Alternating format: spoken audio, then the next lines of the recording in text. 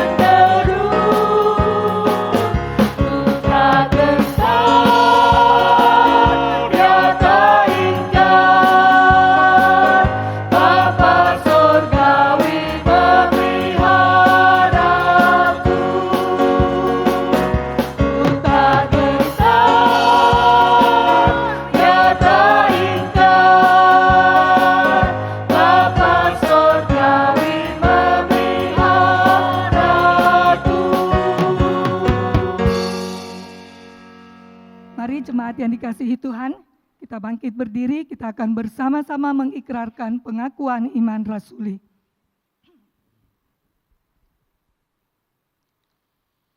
Aku percaya kepada Allah, Bapa yang Maha Kuasa, Khalik langit dan bumi, dan kepada Yesus Kristus, Anaknya yang tunggal Tuhan kita, yang dikandung dari Roh Kudus, lahir dari anak darah Maria, yang menderita sengsara di bawah pemerintahan Pontius Pilatus, disalibkan, mati dan dikuburkan, turun ke dalam kerajaan maut, pada hari yang ketiga, bangkit pula dari antara orang mati, naik ke surga, duduk di sebelah kanan Allah, Bapa yang Maha Kuasa, dan dari sana Ia akan datang untuk menghakimi orang yang hidup dan yang mati. Aku percaya kepada Roh Kudus, Gereja yang kudus dan am, persekutuan orang kudus, pengampunan dosa, kebangkitan orang mati, dan hidup yang kekal. Amin. Kita akan masuk dalam doa syafaat. Mari pertama-tama kita datang bersyukur di hadapan Tuhan. Kita bersyukur untuk kasih setia Tuhan di dalam hidup kita. Sepanjang tahun 2020 yang boleh kita lewati, dan hari ini kita boleh memasuki tahun 2021. Kita juga terus bawa setiap pergumulan jemaat Tuhan di dalam gereja kita, baik yang dalam sakit penyakit maupun dalam pergumulan usaha pekerjaan mereka. Yang kedua, kita juga berdoa untuk bangsa dan negara kita. Kita terus bawa di dalam tangan Tuhan bangsa dan negara kita. Mari kita buka suara, kita sama-sama berdoa. Bapa, kami datang di hadapan-Mu. Kami bersyukur Tuhan untuk kasih setia Tuhan, untuk penyertaan Tuhan yang tidak berkesudahan di dalam kehidupan kami. Sepanjang tahun 2020, Tuhan sudah menyertai kami, memimpin setiap langkah-langkah hidup kami. Apapun yang kami lakukan, selalu berada di bawah pimpinan Tuhan. Setiap apa yang sudah kami lalui, kami yakin dan percaya Tuhan tidak pernah meninggalkan kami. Pada saat ini Bapa, kami datang di hadapan-Mu. Di hari yang pertama di tahun yang baru ini, kami datang dengan hati yang tulus, kami mau menyerahkan hidup kami sepanjang tahun ini ke dalam tangan-Mu. Kami menyerahkan setiap pergumulan jemaat-Mu, Tuhan sendiri akan memimpin, menyertai, supaya setiap jemaat-Mu Tuhan mempunyai hati iman yang tetap teguh di hadapan Tuhan. Mereka yang dalam pergumulan sakit penyakit maupun dalam pergumulan usaha pekerjaan mereka, Tuhan sendiri akan menolong. Terima kasih Bapa, kami juga menyerahkan untuk bangsa dan negara kami. Tuhan terus memimpin bangsa dan negara kami, boleh mengatasi setiap masalah-masalah yang ada di dalam negeri kami. Tuhan, berikan hikmat kepada Presiden Jokowi beserta para menteri-menterinya di dalam menjalankan roda pemerintahan. Berikan mereka hikmat bijaksana dari Tuhan. Terima kasih Bapa, inilah doa kami. Di dalam nama Tuhan Yesus kami sudah berdoa. Amin. Jemaat disilakan duduk.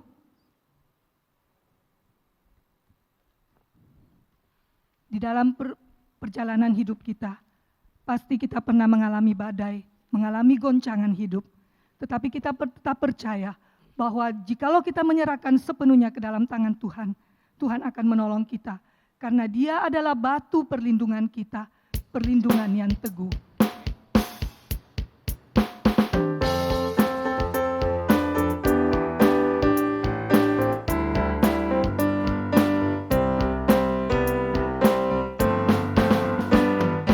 Waktu badai menerpa, Tuhanlah perlindunganmu.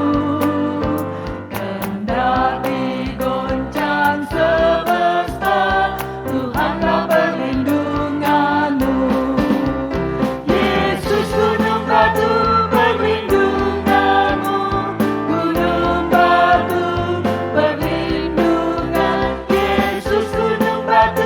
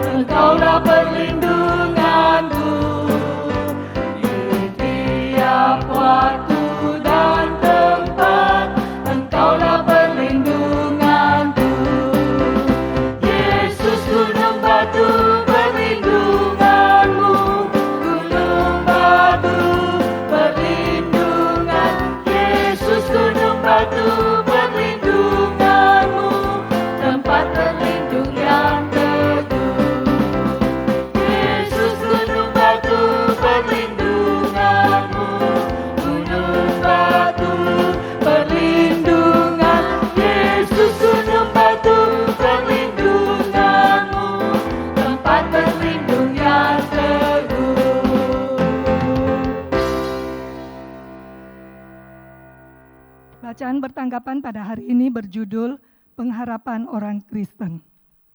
Tuhan adalah bagianku, kata jiwaku, oleh sebab itu aku berharap kepadanya. Adalah baik menanti dengan diam pertolongan Tuhan. Sebab kita diselamatkan dalam pengharapan, tetapi pengharapan yang dilihat bukan pengharapan lagi.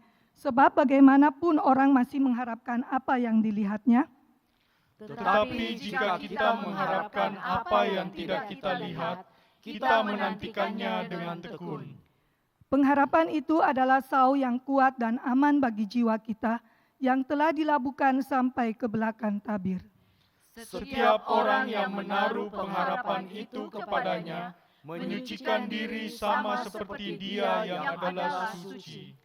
Terpujilah Allah dan Bapa Tuhan Yesus Kristus, yang karena rahmat-Nya yang besar telah melahirkan kita kembali oleh kebangkitan Yesus Kristus dari antara orang mati kepada suatu hidup yang penuh pengharapan.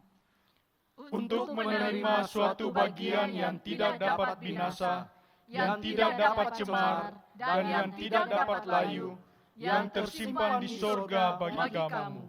Yaitu kamu yang dipelihara dalam kekuatan Allah karena imanmu sementara kamu menantikan keselamatan yang telah tersedia untuk dinyatakan pada zaman akhir. Semoga Allah sumber pengharapan memenuhi kamu dengan segala sukacita dan damai sejahtera dalam iman kamu, supaya oleh kekuatan Roh Kudus kamu berlimpah-limpah dalam pengharapan.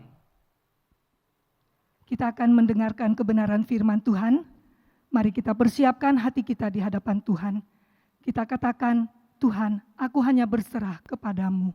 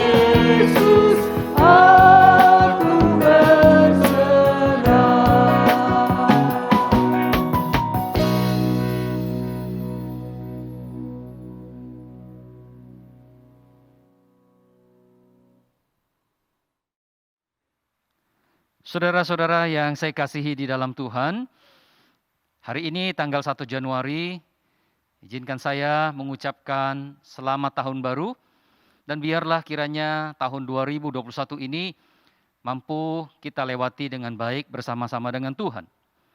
Saudara, sebelum saya menyampaikan firman Tuhan, saya ingin menyampaikan dua hal penting buat saudara. Yang pertama adalah tahun 2021, gereja mencanangkan untuk semua jemaat bisa membaca Alkitab setiap hari. Saudara, nanti bacaan-bacaan Alkitab akan kami masukkan di Warta Digital. Dan setiap kali kita membaca firman Tuhan, sebagai misal tanggal 1 Januari, kita membaca Kejadian pasal 1 dan pasal 2. 2 Januari kita membaca Kejadian pasal 3 dan 4. Maka saudara, pada tanggal 3 Januari hari Minggunya, kita akan mendengarkan khotbah dari bahagian yang telah kita baca. Maka tanggal 3 temanya mengenal Allah, itu diambil dari kitab Kejadian pasal 1 dan pasal 2.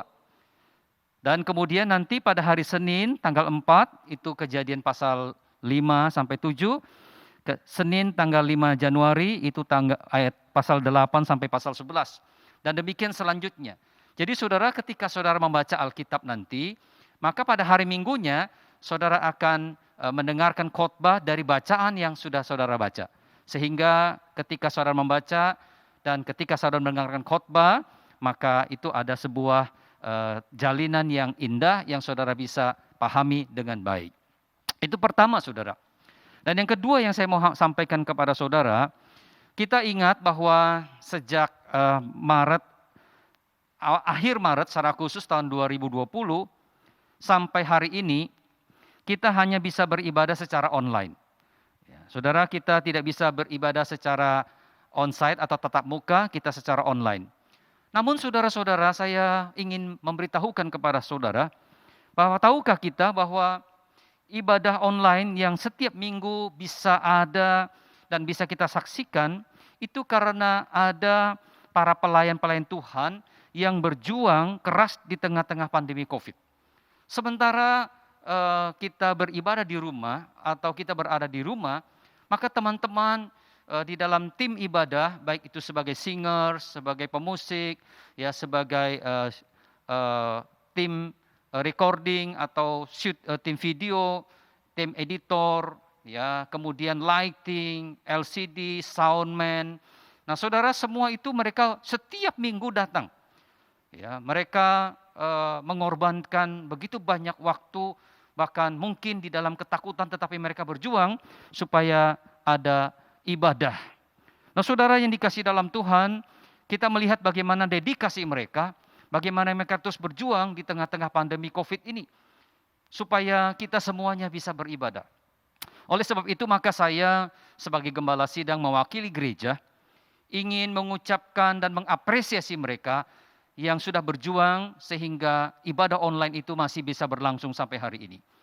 Kita terus mendukung mereka, kita terus mendoakan mereka supaya mereka bisa terus melayani Tuhan dengan sukacita, dengan iman, pengharapan, bahkan di dalam kesehatan yang prima dari Tuhan. Dan kiranya Tuhan memberkati pelayanan mereka, dan kiranya mereka terus boleh menjadi berkat buat kita semua. Dan tentu kita perlu mengapresiasi mereka dan memberikan penghargaan yang sebesar-besarnya atas perjuangan mereka. Kiranya jerih lelah mereka tidak menjadi sia-sia dan demi kemuliaan bagi nama Tuhan. Tuhan memberkati saudara-saudara kita yang sudah berjuang untuk pelayanan online ini. Amin. Saudara, baiklah, sama-sama kita siapkan hati kita untuk mendengarkan firman Tuhan. Kita akan berdoa sebelum kita mendengarkan firman Tuhan. Saudara, saya ingin kita sama-sama tundukkan kepala, kita berdoa. Bapa kami yang ada di dalam surga, pada hari ini kami datang kepadamu di awal tahun 2021 ini. Kami menyerahkan seluruh kehidupan kami, sekalipun kami tidak tahu apa yang akan terjadi dan bagaimanakah tahun 2021 ini. Tetapi yang kami pasti, kami ingin senantiasa berseru dan berserah kepada Tuhan, menyerahkan seluruh kehidupan kami kepada Tuhan. Bapa di surga, terima kasih, dan kami terus berdoa untuk tim pelayan ibadah online ini, baik itu sebagai singers, sebagai pemusik, sebagai tim video, tim editing video, lighting, demikian juga dengan soundman, LCD, dan teman-teman yang lain yang melayani. Tuhan, kiranya Engkau tetap jaga lindungi mereka, berikan mereka kesehatan, sukacita, dan berkati hidup mereka ya Tuhan. Terima kasih ya Tuhan, dan saatnya kami akan membaca firman-Mu. Mari Tuhan berbicara kepada setiap kami, sehingga kami memahami firman Tuhan ini dengan baik. Di dalam nama Yesus Kristus Tuhan kami berdoa. Amin. Saudara, saya ingin mengajak kita memperhatikan satu bagian firman Tuhan dari Mazmur 55. Kita bisa membaca keseluruhan dari ayat 1 sampai 24, tetapi saya hanya ingin mengajak kita memperhatikan ayat 17 sampai 20, dan kemudian ayat 23 sampai 24. Ya. Mazmur 55 ayat 17 berkata demikian, "Tetapi aku berseru kepada Allah, dan Tuhan akan menyelamatkan aku. Di waktu petang, pagi, dan tengah hari aku cemas dan menangis, dan Ia mendengar suaraku. Ia membebaskan aku dengan aman dari serangan terhadap aku, sebab berduyun-duyun mereka melawan aku. Allah akan mendengar dan merendahkan mereka, Dia yang bersemayam sejak purbakala, karena mereka tidak berubah dan mereka tidak takut akan Allah." Ayat 23. "Serahkanlah khawatirmu kepada Tuhan, maka Ia akan memelihara engkau. Tidak untuk selama-lamanya dibiarkannya orang benar itu goyah. Tetapi engkau, ya Allah, akan menjerumuskan mereka ke lubang sumur yang dalam. Orang penumpah darah dan penipu tidak akan mencapai setengah umurnya, tetapi aku ini percaya kepadamu. Diberkatilah saudara yang membaca, merenungkan, dan mau melakukannya di dalam hidup keseharian saudara. Bapak, Ibu, saudara-saudara yang saya kasihi di dalam Tuhan, saya terkesan dengan cerita seorang yang sakit sedang menelpon temannya. Saudara, dia juga mengalami sakit. Dan ketika dia menelpon teman yang sedang sakit, dia berupaya untuk meneguhkan imannya. Dan dia berkata, saudara jangan menyerah. Ya, mari kita terus berjuang dan berserah kepada Tuhan. Karena kita tahu masih ada Tuhan yang bisa menolong kita. Mungkin secara medis kita tidak mempunyai pengharapan, tetapi di dalam Tuhan masih ada pengharapan. Saudara-saudara yang kasih dalam Tuhan, saya begitu terkesan sekali dengan imannya dari seorang yang menelpon temannya seperti demikian. Dia memberikan motivasi, dukungan, kekuatan kepada temannya yang sedang sakit untuk jangan menyerah, tetapi tetap berjuang dan berserah kepada Tuhan. Saudara-saudara yang saya kasihi di dalam Tuhan, saya percaya setiap kita, masing-masing kita punya pergumulan. Di tahun 2020 kita menghadapi pergumulan, ditambah lagi pergumulan yang baru dengan adanya pandemi COVID-19 ini. Saudara, pikiran hati kita begitu susah dan begitu kacau. Dan kita terus berjuang dan berjuang. Tetapi mungkin saudara-saudara ada yang sudah menyerah terhadap perjuangan hidupnya. Sehingga dia mengatakan, untuk apa lagi aku hidup? Untuk apa lagi aku berjuang? Semua sudah kulakukan tetapi tidak membuahkan hasil. Mungkin ada yang sudah berjuang dan mereka menang. Dan mereka yang menang itu mungkin mereka sedang menguatkan orang-orang yang lain. Tetapi saudara-saudara yang kasih dalam Tuhan, baik orang yang sedang berjuang, orang yang sudah menyerah terhadap perjuangannya, atau orang yang sudah menang terhadap pergumulan hidupnya. Semua kita, saudara dan saya, masing-masing kita punya pergumulan kita masing-masing. Ada yang bisa kita beritahukan kepada orang lain. Tetapi ada juga yang mungkin kita simpan dan kita tanggung sendiri. Ada yang sudah diketahui orang lain dan mereka sedang mendukung kita.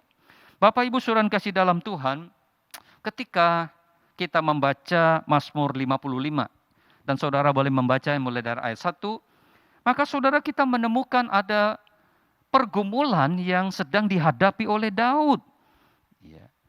Saudara, pertanyaannya adalah bagaimanakah pergumulan Daud itu? Apakah Daud masih berjuang? Ataukah dia sudah menang terhadap pergumulannya? Atau mungkin dia seperti salah seorang yang saya sebutkan tadi, dia sudah menyerah terhadap pergumulan hidupnya. Dan sebenarnya apa sih yang menjadi pergumulan Daud? Saudara-saudara yang dikasihi oleh Tuhan, kalau kita memperhatikan di dalam firman Tuhan, saudara boleh membuka Alkitab saudara di rumah. Kita perhatikan di dalam ayatnya yang ke-7 berkata demikian. Pikirku sekiranya aku diberi sayap seperti merpati, aku akan terbang dan mencari tempat yang tenang. Saudara, ini adalah kerinduan hati Daud. Dia rindu sekali supaya dia bisa diberikan sayap seperti merpati agar dia bisa terbang. Saudara-saudara yang kasih dalam Tuhan, yang menarik adalah bahwa dia tidak minta sayap seperti Raja Wali. Kenapa saudara? Karena sayap Raja Wali itu dipakai ketika mereka mempunyai, Raja Wali itu kuat sehingga bisa menyerang. Tetapi dia minta sayap merpati, walaupun tidak kuat, tetapi yang paling penting dia bisa keluar dari pergumulannya. Saudara, ayat yang ke-8 berkata demikian. Bahkan aku akan lari jauh-jauh dan bermalam di padang gurun. Dia ingin lari jauh-jauh katanya. Dan ingin bermalam di padang gurun. Ayat 9 berkata demikian. Aku akan segera mencari tempat perlindungan terhadap angin ribut dan badai. Saudara, artinya apa saudara? Artinya ketika dia ingin minta sayap seperti merpati, dia ingin lari ke padang gurun, dia ingin mencari tempat perlindungan. Daud saat itu sedang menghadapi pergumulan. Dan Daud sedang ingin lari dari pergumulannya. Saudara, gambaran ini memberitahukan kepada kita bahwa Daud itu diserang dari 4 penjuru. Dari depan, dari belakang, dari kiri dan kanan. Jadi dia sudah tidak punya tempat lagi untuk lari. Maka satu-satunya jalan adalah dia punya sayap dan terbang ke atas. Itu adalah cara yang paling baik buat Daud. Artinya saudara yang kasih dalam Tuhan, Daud saat itu sedang menghadapi satu pergumulan yang begitu berat sekali. Sehingga dia sudah hampir menyerah dan dia ingin lari dari pergumulannya. Bapak, Ibu, Saudara-saudara yang kasih dalam Tuhan, kalau demikian sebenarnya pertanyaan kita, apakah pergumulan dari Daud sehingga ia ingin melarikan diri? Saudara, kalau kita perhatikan di dalam ayat 4 berkata demikian, karena teriakan musuh, karena aniaya orang fasik, sebab mereka menimpakan kemalangan kepadaku, dan dengan geramnya mereka memusuhi aku. Saudara, kalau kita perhatikan kembali di dalam ayatnya yang ke-14 dan 15 berkata demikian. Tetapi engkau orang yang dekat dengan aku, temanku, orang kepercayaanku. Kami yang bersama-sama bergaul dengan baik dan masuk ke rumah Allah di tengah-tengah keramaian. Jadi saudara yang kasih dalam Tuhan, ternyata ketakutan Daud itu, pergumulan Daud itu adalah karena ada musuh. Ada musuh yang terus menimpakan kemalangan kepadanya.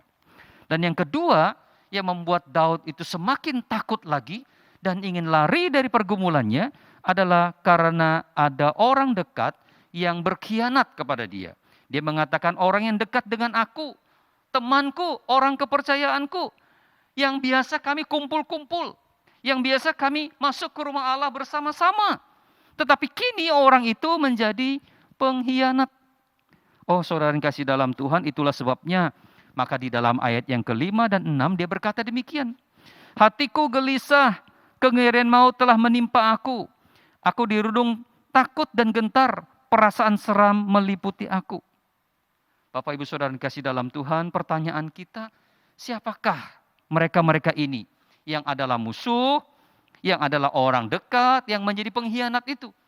Sehingga dari kiri kanan, muka belakang menghimpit dia dan dia ingin terbang meninggalkan semua pergumulan itu. Saudara, ini kisah sebenarnya ada di dalam kitab 2 Samuel. Di dalam 2 Samuel pasal 15, di sana di dalam ayat 13 dan 14 berkata demikian. Lalu datanglah seorang mengabarkan kepada Daud. Katanya, hati orang Israel telah condong kepada Absalom. Kemudian berbicaralah kepada semua pegawainya yang ada bersama-sama dengan dia di Yerusalem. Bersiaplah, marilah kita melarikan diri, sebab jangan-jangan kita tidak akan luput dari Absalom. Pergilah dengan segera, supaya ia jangan dapat lekas menyusul kita dan mendatangkan celaka atas kita dan memukul kota ini dengan mata pedang. Oh, saudara yang kasih dalam Tuhan, ternyata musuhnya itu adalah anaknya sendiri, yaitu Absalom. Di mana Absalom itu ingin mengkudeta, ingin mengambil kekuasaan daripada Daud. Saudara yang kasih dalam Tuhan, Daud tidak pernah membayangkan bahwa anaknya sendiri yang akan menjatuhkan atau mengambil tahtanya. Sehingga Daud itu merasa di dalam dua keadaan yang serba salah. Ketika dia ingin melawan, dia anaknya sendiri. Ketika tidak dilawan, dia akan mengambil kekuasaan. Maka yang paling bagus menurut Daud adalah, sudah kalau gitu pergi saja, ya, daripada terjadi pertumpahan darah di dalam keluarga. Nah, saudara, yang kedua, siapakah dia yang disebut sebagai orang dekat yang mengkhianat? Nah, itu saudara ada di dalam 2 Samuel pasal 15 ayat 30 dan 31 berkata demikian. Daud mendaki Bukit Sion, Bukit Zaitun sambil menangis. Kepalanya berselubung dan ia berjalan dengan tidak berkasut. Juga seluruh rakyat yang bersama-sama dengan dia masing-masing berselubung kepalanya. Dan mereka mendaki sambil menangis. Ketika kepada Daud dikabarkan demikian, Ahitofel ada di antara orang-orang yang bersepakat dengan Absalom. Maka berkatalah Daud, gagalkanlah kiranya nasihat Ahitofel itu, ya Tuhan.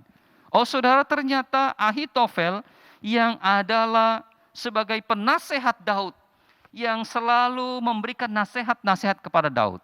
Kini dia berpihak kepada Absalom anaknya, dan kedua orang ini bersehati bersepakat untuk menyingkirkan Daud, untuk mengambil tahta Daud.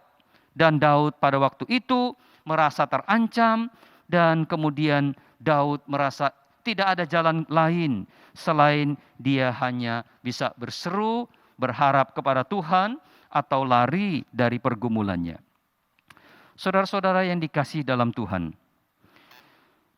anak-anak Tuhan tidak selalu sama kuatnya dalam iman untuk semua situasi. Mungkin di pada situasi yang lain dia kuat imannya. Tetapi untuk situasi yang lain dia mengalami kegagalan di dalam imannya. Sama seperti Daud, bukan? Ketika dia menghadapi Goliat, di sana dia dengan berani dengan imannya dan dia menantang Goliat. Tapi kini ketika dia berhadapan dengan Absalom dan Ahitofel, Daud sepertinya kehilangan iman. Dia tidak kuat untuk menghadapi situasi itu. Maka dia mengatakan, hatiku menjadi gelisah. Aku dirudung takut dan gentar, seperti aku berada di dalam bayang-bayang kematian. Dan Daud berkata, kalau demikian lebih baik aku terbang meninggalkan semuanya. Pergi jauh daripada keadaan seperti ini. Saudara-saudara yang dikasihi oleh Tuhan, gambaran ini sebenarnya tidak terlalu jauh dengan keadaan kita, bukan? Saat-saat seperti sekarang ini, kita menjadi gelisah, menjadi khawatir, cemas, takut, bahkan kita menjadi curiga. Saudara, kalau saya menghitung-hitung, maka kita sudah menjalani keadaan pandemi COVID ini sudah kurang lebih 9 bulan. Saudara, selama 9 bulan itu kita merasa seperti apa? Kita merasa terancam. Kita sepertinya terteror dengan COVID-19 ini. Bahkan ada juga orang-orang yang sudah menjadi korban dari keganasan COVID-19 ini. Saudara dan saya, kita sedang berhadapan dengan kondisi seperti ini selama tahun 2020. Kita juga tidak tahu apakah tahun 2021 ke depan ini kita masih akan menghadapi akan kondisi seperti demikian.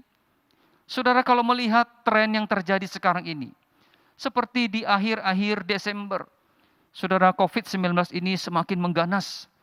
Saudara, kalau saya melihat laporan-laporan tentang yang terpapar dan berapa yang meninggal, saudara dikasih dalam Tuhan, yang terpapar bisa 7 ribuan, yang meninggal bisa 200-an orang, yang dulu mungkin 100 lebih, tetapi kini sudah mencapai 200-an. Saudara, belum lagi ada kabar ada varian baru dari COVID-19 ini. Ya, ada mutasi-mutasi yang baru. Saudara, semua itu berupa kabar-kabar yang terjadi yang mengancam kehidupan kita. Saudara-saudara dan saya dibuat semakin gelisah, bukan? Kita semakin khawatir, semakin cemas, bahkan kita takut dan curiga. Saudara, saya ingat awal-awal pandemi, di Indonesia belum masuk pada waktu itu. Baru sampai di negara-negara tetangga. Awalnya dari Tiongkok, lalu menyebar ke beberapa negara. Saudara, Indonesia pada waktu itu sepertinya belum tersentuh. Bahkan, saudara, ada yang mengatakan, tidak mungkin masuk ke Indonesia. Tetapi saudara, siapa nyana, bukan? Pada awal Maret atau pertengahan Maret itu, ternyata virus itu ada di Jakarta. Saudara, yang dulunya jauh, tapi kini sudah semakin dekat di kota Jakarta. Lalu kemudian di beberapa kota belum, bukan? Saudara, kita yang tinggal di Makassar, kita bilang, belum sampai ke Makassar.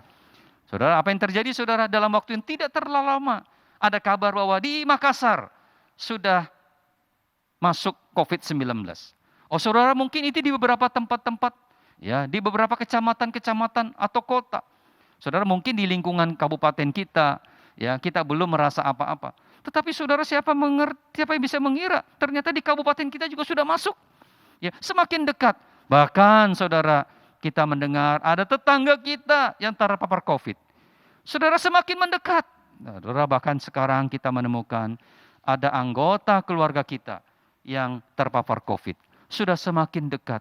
Saudara, semua itu berupa teror-teror, berupa ancaman-ancaman yang membuat kita semakin tertekan. Mereka seperti musuh. Bahkan mereka seperti musuh yang dekat dengan kita. Ya, yang bergaul karib dengan kita. Seperti musuh di dalam selimut. Ada di sekitar kita. Saudara-saudara yang dikasihi dalam Tuhan, saya percaya saudara kita sudah lelah dengan keadaan seperti demikian. Saudara lihat hari ini, di tanggal 1 Januari ini saya menyampaikan firman Tuhan biasanya tidak pakai masker. Tapi saya sekarang pakai masker. Kenapa saudara? Untuk menjaga. Ya, untuk menjaga supaya saya mungkin tidak menularkan orang lain. Ataupun mungkin saya menjaga supaya saya tidak tertular. Karena kita tidak tahu saudara, situasi seperti apa. Saudara, saya kalau ingin menceritakan kepada saudara, setiap kali saya pelayanan secara terbuka, artinya pelayanan-pelayanan yang tidak bisa dilakukan secara online. Ya, saudara, setelah saya pulang pelayanan itu, saya selalu dibawa perasaan-perasaan. Dan perasaan itu bisa tinggal sampai 10 sampai 12 hari. Karena apa saudara? Karena masa inkubasi daripada virus itu dikatakan 10 sampai 12 hari bahkan 14 hari. Saya baru merasa tenang setelah lewat 12 hari atau 14 hari. Coba bayangkan saudara, ya, setiap kali ada pelayanan terbuka yang tidak bisa dilakukan secara online. Setelah pelayanan itu saudara, saya pulang ke rumah dan perasaan tertekan itu selama 10 sampai 12 hari. Setelah lewat masa itu baru saya merasa lega, oh ternyata saya tidak terpapar. Bapak Ibu saudara yang kasih dalam Tuhan, saya tidak tahu bagaimana perasaan saudara. Saya tidak tahu bagaimana apa yang saudara alami. Mungkin juga sedang saudara berkata, hatiku gelisah. Aku dirurung takut dan gentar. Seperti kengerian maut itu telah ada di sekitarku dan dekat dengan aku. Saudara-saudara, saya tidak tahu mungkin saudara sedang seperti itu. Seperti yang saya alami pun seperti itu saudara. Di tengah-tengah kegelisahan, di tengah-tengah ketidakberdayaan kita. Untuk menghadapi ancaman-ancaman. Apalagi saudara di tahun 2021, siapa yang bisa menebak? Siapa yang bisa mengira? Apakah hanya ini saja yang kelanjutan tahun 2020?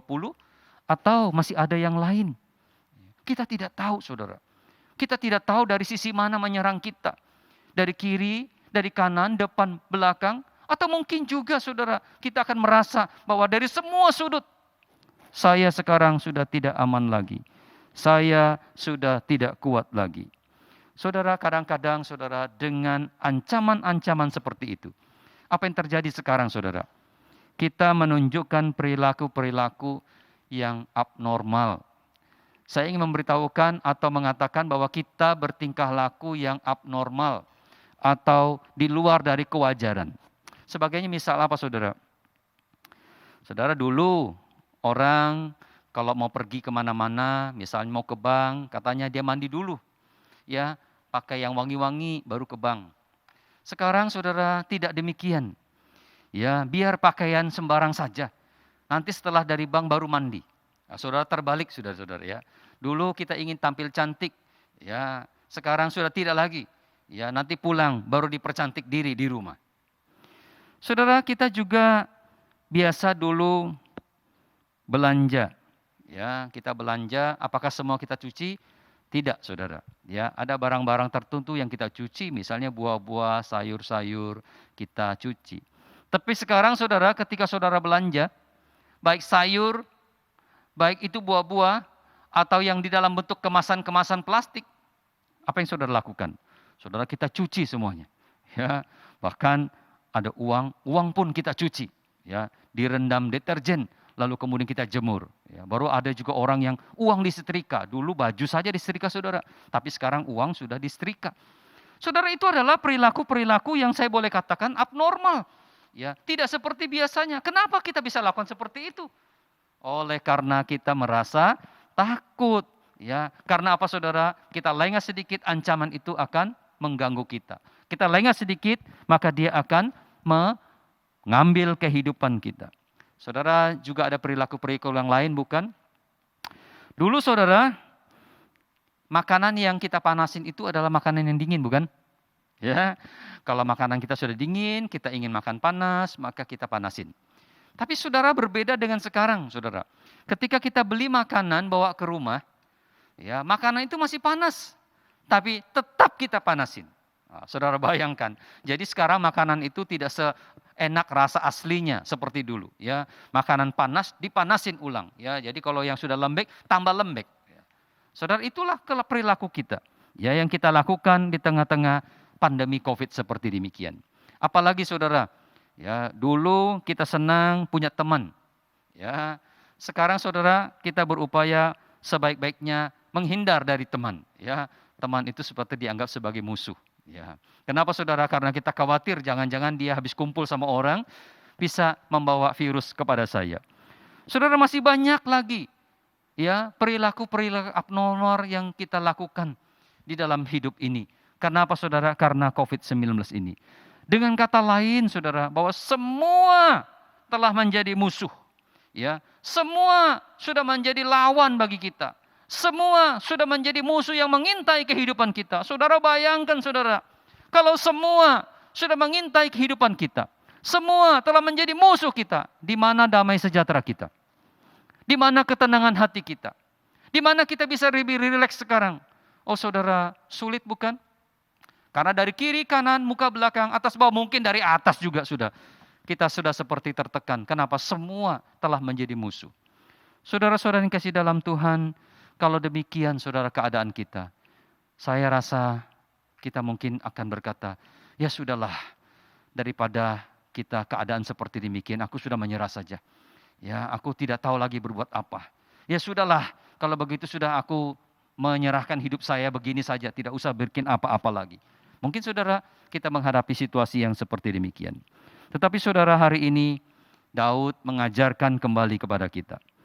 Apa yang harus kita lakukan di tengah-tengah tekanan hidup, pergumulan yang seperti demikian? Apa yang kita lakukan di tengah-tengah ketidakberdayaan kita menghadapi ancaman-ancaman yang seperti demikian, yang tidak kelihatan, belum lagi nanti ancaman-ancaman yang lain di tahun 2021 yang tidak jelas itu, saudara. Saudara, mari bersama-sama kita melihat apa yang diajarkan Daud melalui Mazmur 55. Yang pertama, saudara, saya ingin mengajak kembali saudara memperhatikan ayatnya yang ke-17 berkata demikian. Tetapi aku berseru kepada Allah dan Tuhan menyelamatkan aku. Saudara, Daud berkata, aku berseru kepada Tuhan. Saudara, kata berseru itu bisa diartikan sebagai merenung dalam hati, menangis dalam kesusahan, yakin dengan iman bahwa akan datang pertolongan Tuhan. Itu artinya berseru. Ketika Daud berseru kepada Tuhan, ketika dia menaikkan doanya kepada Tuhan, menaikkan permohonannya kepada Tuhan, dia sedang merenung di dalam hatinya. Oh, betapa susahnya aku. Lalu kemudian dia menangis di dalam kesusahannya. Tetapi di sebalik itu dia punya satu keyakinan iman bahwa akan datang pertolongan dari Tuhan. Saudara, inilah seruan Daud yang menjadi juga seharusnya seruan kita di tengah-tengah ketidakberdayaan kita. Mari saudara kita merenungkan di dalam hati kita.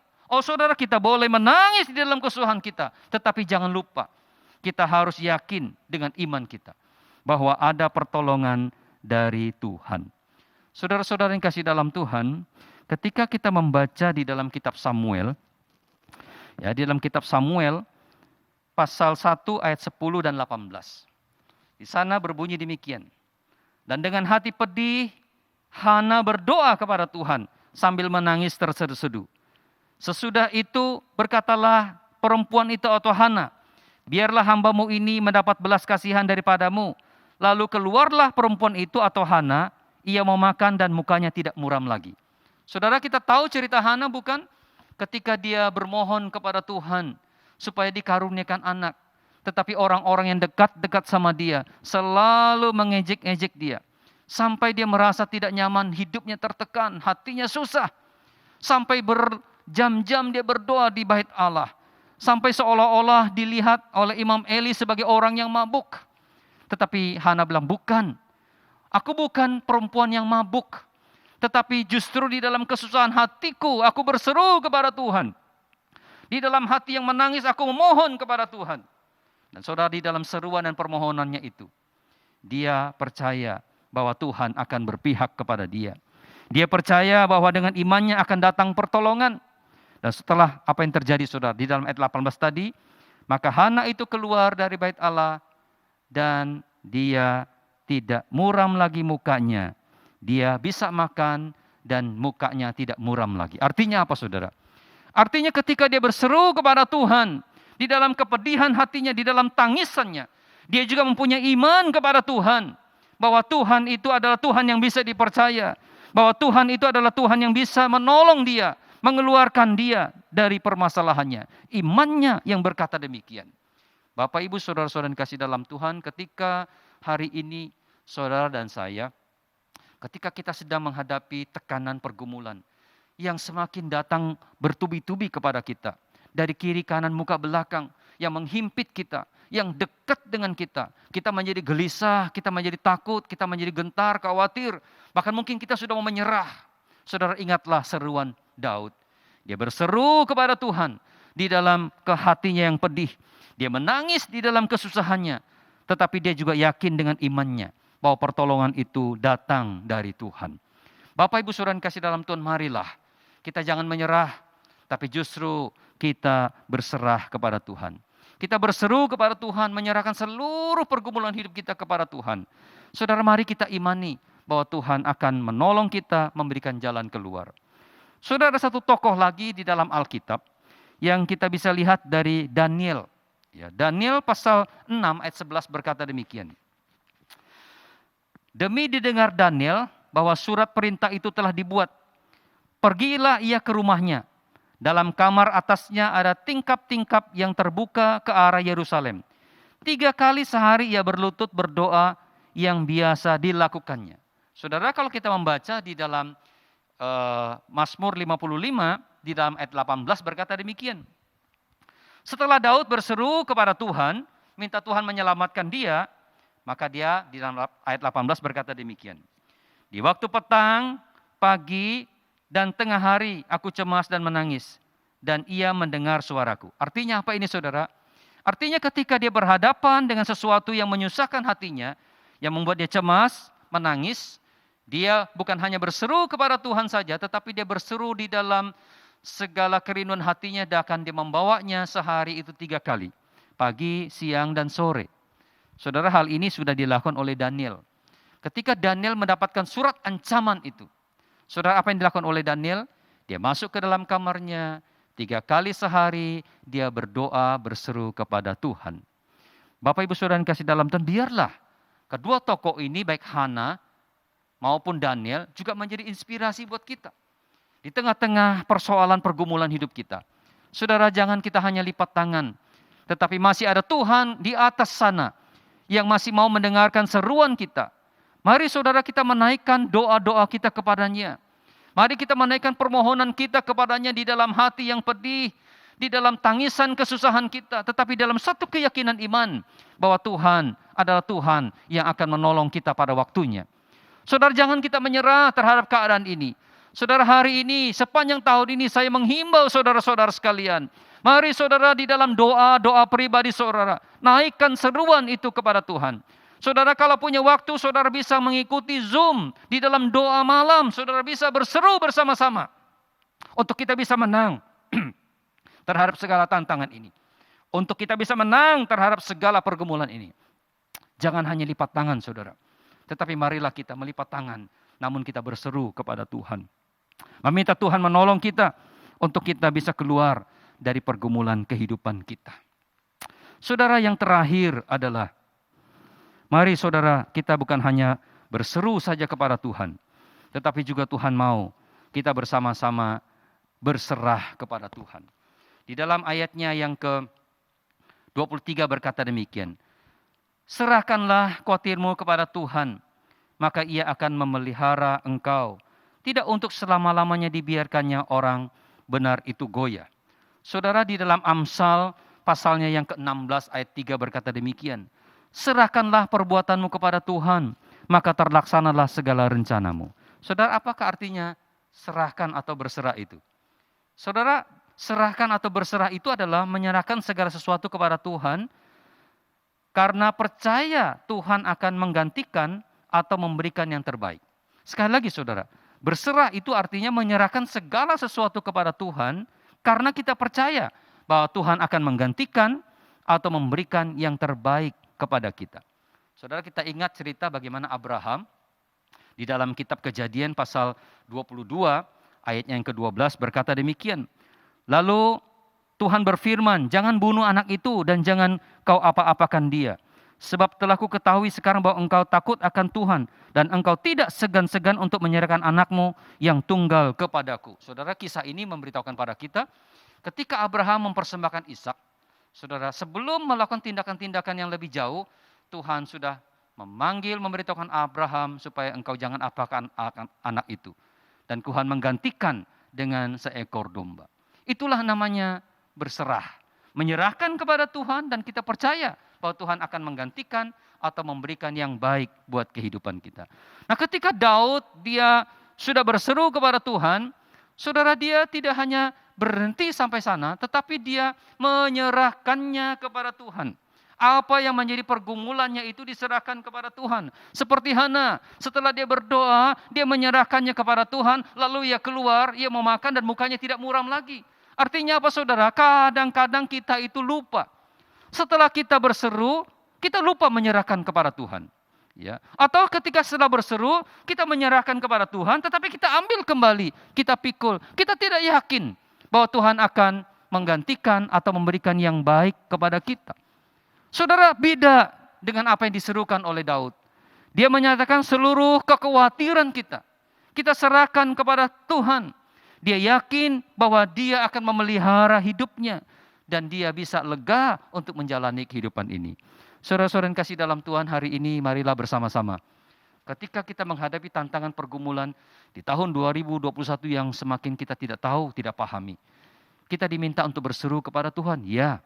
Namun kita juga diminta untuk menyerahkannya kepada Tuhan. Tidak cukup hanya berseru, tapi mari kita menyerahkan dengan satu keyakinan bahwa Tuhan akan menggantikan, akan memberikan yang terbaik buat kehidupan kita. Menyerahkan dengan iman kita bahwa Tuhan akan melakukan sesuatu untuk kita. Saudara, jangan kita tanggung sendiri, jangan kita pikul sendiri. Tetapi mari saudara, kita berseru dan menyerahkannya kepada Tuhan. Yakinlah bahwa apa yang dialami oleh Daud, apa yang dialami oleh Daniel, apa yang dialami oleh Abraham, apa yang dialami oleh Hana, itu juga akan kita alami. Bahwa Tuhan akan memberikan kita kelegaan. Sehingga tahun 2021 ini sekalipun pandemi ini belum berakhir, sekalipun masih ada begitu banyak perjuangan-perjuangan kita, begitu banyak tantangan-tantangan pergumulan kita. Tetapi ketika kita berseru dan berserah kepada Tuhan, di sanalah kekuatan kita untuk menjalani kehidupan ini. Bapa di surga yang akan menolong kita untuk memampukan kita melewati hari-hari hidup kita. Saudara, saya akan menutup firman Tuhan ini dengan cerita seorang ibu. Saudara bisa membaca di sebuah buku di Chicken Soup.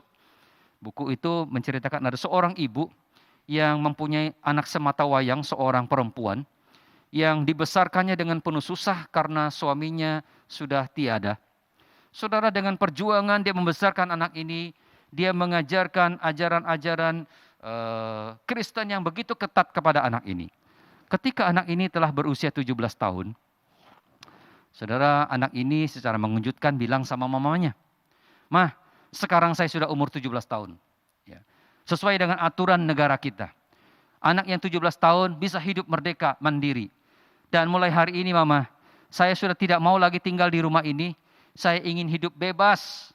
Ya. Saya sudah tidak tahan dengan aturan-aturan yang Mama buat. Aturan-aturan agama yang Mama buat. Saya ingin bebas Mama." Saudara, mamanya sedih sekali oleh karena anaknya akan meninggalkan dia. Tetapi secara hukum dia tidak bisa menghalangi. Lalu anak itu pergi meninggalkan rumahnya. Sudah sejak anak itu pergi meninggalkan rumahnya, dia terus berdoa kepada Tuhan. Meminta Tuhan tolong supaya anaknya ini baik-baik saja. Saudara, siapa mengira ternyata anak ini bergaul dan dia salah bergaul. Dia rusak di dalam pergaulan. Dia menjadi anak-anak yang seperti anak-anak nakal lainnya. Saudara kasih dalam Tuhan, mamanya tidak tahu di mana anak ini. Tetapi mamanya boleh berseru kepada Tuhan, Tuhan tolong anak saya. Saudara, mamanya ini satu kali dia coba untuk mencuci foto anaknya. Sebanyak-banyak yang bisa dia cuci. Lalu kemudian foto itu dicuci, lalu kemudian dia menempelkan di setiap tempat di mana ada keramaian. Ya, baik itu di stasiun kereta api, stasiun bus, ya, di pasar, di jalan-jalan ramai dia menempelkan. Dan di dalam foto itu ditulis, anakku kembalilah, mama menantimu pulang. Saudara, dia bisa melakukan itu saja. Selain dia berseru, dia berserah kepada Tuhan, menyerahkan anaknya kepada Tuhan. Supaya Tuhan tolong anak ini bisa kembali. Saudara kasih dalam Tuhan, di tengah-tengah pergumulan, dia sudah berseru dan berserah kepada Tuhan. Setiap malam dia menantikan anaknya pulang. Saudara, keajaiban terjadi. Suatu hari anaknya yang sudah tidak beres ini, ya di dalam keadaan yang sudah susah itu, dia tiba-tiba jalan dan melihat, ternyata dia melihat ada satu foto yang tertempel. Dan ketika dia mendekati foto itu, dia kaget sekali. Dan ternyata foto dirinya. Dan ada tulisan di bawahnya, anakku pulanglah, mama menantimu. Saudara, malam itu di dalam pergumulan yang berat. Dia ingin pulang tetapi takut, ya karena dia sudah mengecewakan mamanya. Dia tidak pulang tetapi mamanya memanggil dia pulang. Akhirnya pada tengah-tengah malam itu dia memutuskan untuk kembali ke rumahnya. Saudara, ketika dia masuk ke dalam rumahnya, dia betapa kagetnya, saudara. Ternyata pintu rumah itu tidak tertutup. Dan anak ini berpikir, jangan-jangan mamaku sudah dibunuh orang. Jangan-jangan ada penjahat yang datang untuk mengganggu atau membunuh mamaku. Saudara, tanpa pikir panjang dia menerobos masuk ke rumahnya dan pintu kamar pun tidak terkunci. Dia kaget sekali ketika melihat mamanya yang sedang tidur itu. Dia sudah berpikir, waduh cilaka, pasti mamaku ini sudah mengalami penganiayaan atau sudah dijahati orang. Saudara, dia langsung memeluk mamanya, membangunkan mamanya. Saudara, mamanya pun kaget dan bangun dan dia kaget sekali. Ternyata mamanya tidak terjadi apa-apa. Lalu anaknya berkata, mama maafkan saya. Kenapa mama tidak menutup pintu dan tidak menutup pintu kamar? Lalu mamanya bilang begini, sejak engkau pergi nak, saya tidak pernah lagi menutup pintu rumah. Karena saya berharap suatu hari engkau akan kembali. Dan hari ini engkau telah kembali. Mama sangat senang sekali. Saudara kasih dalam Tuhan, ketika mama ini berseru dan berserah kepada Tuhan, Tuhan memberikan jalan keluar yang tidak terduga buat mama ini. Saudara, sama dengan kita. Kita tidak tahu apa yang sedang terjadi di tahun 2021. Tetapi hari ini Tuhan mau kita berseru dan berserah kepada Tuhan. Meminta Tuhan turun tangan menolong kita. Saudara, percayalah bahwa Tuhan yang sama yang telah menolong Daud, yang telah menolong Hana, menolong Daniel, menolong Abraham, dia juga akan menolong kehidupan kita. Tuhan memberkati kita. Saudara, saya sekeluarga mengucapkan selamat tahun baru 2021. Kiranya Tuhan menolong dan memberkati kehidupan kita, memampukan kita untuk melewati masa-masa sulit bersama-sama dengan Tuhan. Mari kita berdoa.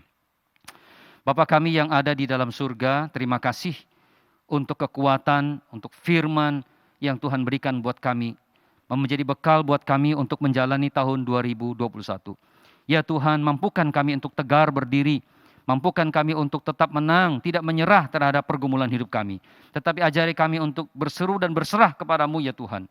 Sebab Engkau adalah Allah yang mampu untuk menolong kami. Jangan biarkan kami memikul, melewati, menanggung sendiri ya Tuhan. Ajari kami benar-benar berseru dan berserah kepadamu ya Tuhan. Terima kasih, berikan kekuatan kepada jemaat-Mu Tuhan. Yang sedang dalam pergumulan, biarlah Tuhan memberikan mereka kemenangan. Ajari mereka ya Tuhan untuk tetap memandang kepada Tuhan yang sudah menyerahkan hidupnya di atas kayu salib untuk menebus dosa-dosa kami. Terima kasih Tuhan, berkati firman-Mu dan materaikan di dalam hidup kami. Di dalam nama Tuhan Yesus Kristus kami berdoa. Amin. Mari jemaat yang dikasihi Tuhan, saya mengundang kita bangkit berdiri. Kita akan menutup ibadah pada hari ini dengan pujian doksologi.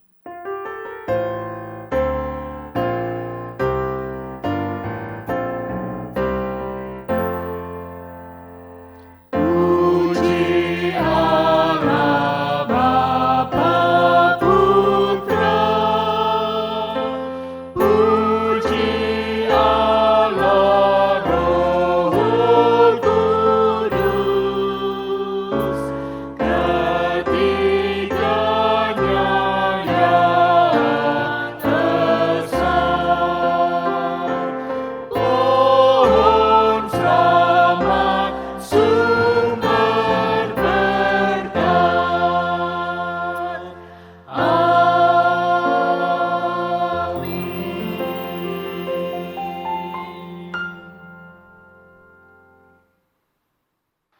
Saudara-saudara yang dikasihi Tuhan, Allah rindu memberkati hidup saudara. Arahkanlah hatimu dan terimalah berkat Tuhan. Kiranya pengasihan dari Allah Bapa yang sempurna, kasih karunia dan cinta kasih sayang Tuhan Yesus Kristus, pertolongan, penghiburan dan kekuatan dari Roh Kudus akan menyertai saudara-saudara sekalian, mulai hari ini sampai Yesus datang yang kedua kalinya dan sampai selama-lamanya. Amin. Ibadah sampai di sini. Selamat tahun baru dan Tuhan memberkati saudara.